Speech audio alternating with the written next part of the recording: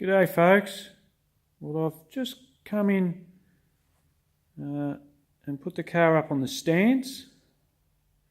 I was just sort of looking over it, and I'm going to do a little video on the brakes, see how they're holding up. Next time I'll include that, hopefully in the next one if I don't forget it. Show you the rear drum brakes on it, and sort of just a bit of an overview on what I've done to modify the back rear drums to cope with what I'm doing with it. And yeah, I'll show you the front rotors, and yeah, just see how it's sort of all holding up.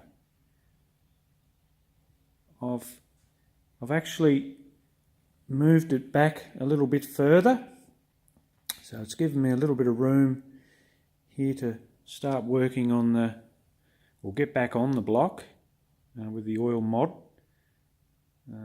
Yeah, I want to sort of finish that off in the next sort of week or so, and get that block sent back into the machinist so we can, he's got to fit cam bearings to it, basically clean it all up. I'm not sure if it wants another little hone. I'll get his opinion on it.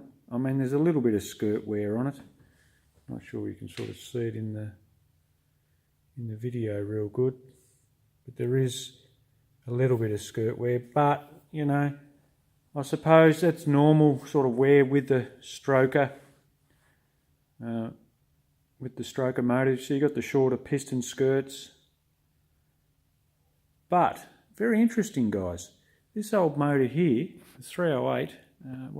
I've had the motor 25 years, and it's hardly got any skirt wear, or any ball wear, like where the skirt of the piston travels.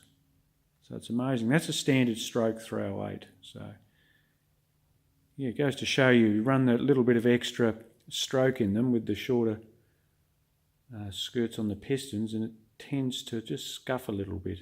And I have heard with the 355 strokers that they're renowned for that. All right, well, the main little issue that I've got with the car at the minute, and it's only a niggle, but I've just discovered, guys, why I'm chewing up a lot of water methanol.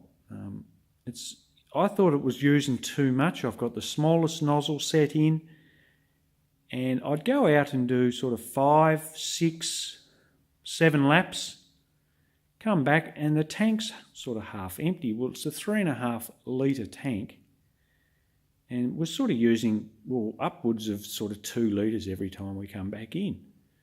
And I'm thinking, gee, she's getting hungry on it.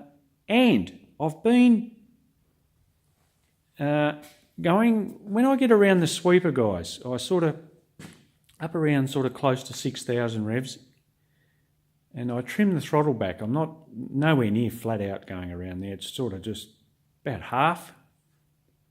When I sort of float round there, the power sort of comes off, but you can feel it breaking down, misfiring a little bit.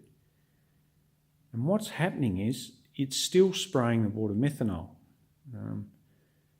Because I've just realised, look, the other night I thought about it, and I know what the problem is. I've got it on I've got the water methanol reference line. You can see the T there. It's upstream of the carburettor, of the carb. So what's happening is when you trim the throttle back, you've still got boost pressure here. It's amazing. You know, I can go around the sweeper half throttle, and I've still got 7 pounds of boost pressure trying to get through, but on the gauge, which reads in the manifold, or off the manifold, it's it's basically zero, give or take. So it tells me I'm getting 7 pounders because the light's on for the water methanol, and that doesn't get triggered till 7 pound. So we're squirting, shooting in water methanol when we don't need it. And that's why she's just using so much. So we're, a lot of the time we're just wasting it. So what I'm going to do, guys, I'm going to reroute it into the manifold. And only when it needs it, only when it's under boost below the carby, is when it's needing it, it'll be triggered. So yes, hopefully the consumption will reduce, and it'll save me putting that big tank in, because I just thought, gee, it shouldn't chew that much up. We've got the smallest nozzle, and under power it's perfect. Like it doesn't misfire, it loves it.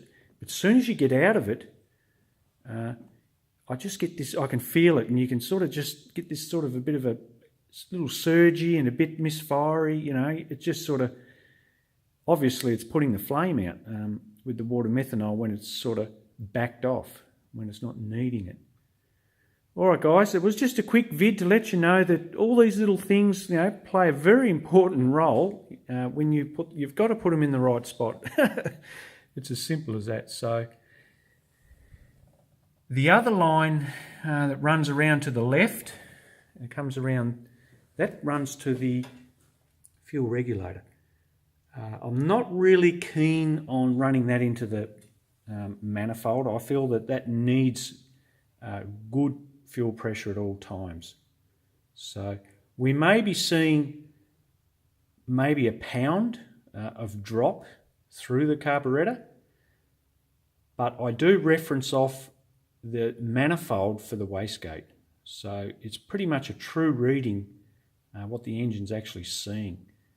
If I say had the wastegate reference line, say at the nose of the turbo, by the time it gets, the engine sees it, it could be, up to 2 pounds, but I'm not running an intercooler, so they say about 1 pound you lose through the carb, and they reckon on average you can lose sort of 1 pound through an intercooler, just depending on the size of it, but that's just rule of thumb. So yes, we're going to reroute it so we're getting a more, only when it needs it. So when it's under boost, through the manifold, the water method will be working. So yes, very interesting, guys. It's very interesting. All right, folks, well, it's just a little quick one. I'll pop one up very soon. Catch you later.